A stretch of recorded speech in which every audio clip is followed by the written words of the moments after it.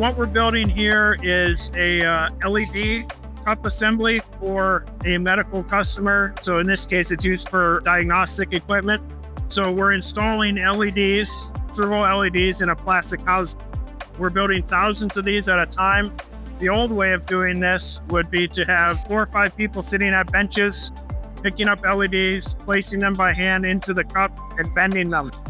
So what we have here is the cobot building. So we have a KEYENCE vision system, which is looking down at the bowl. So it tells the robot where the cup is to pick it up. Robot will pick it, place it in the fixture, and then it'll come and pick up the first LED. It'll check it, it'll re-grip it, place it in the cup and bend it. The robot takes less than a minute per cup, but every single one is exactly the same. The cobot can do over 700 cups per day over a couple shifts.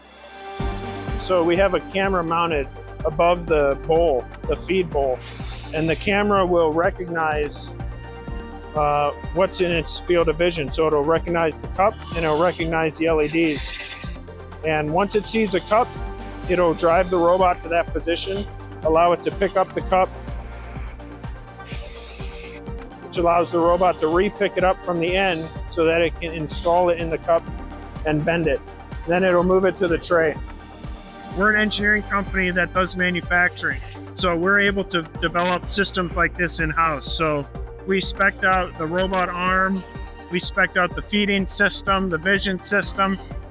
We developed all the fixturing and the grippers in-house, and we were able to integrate it all together to have a complete system.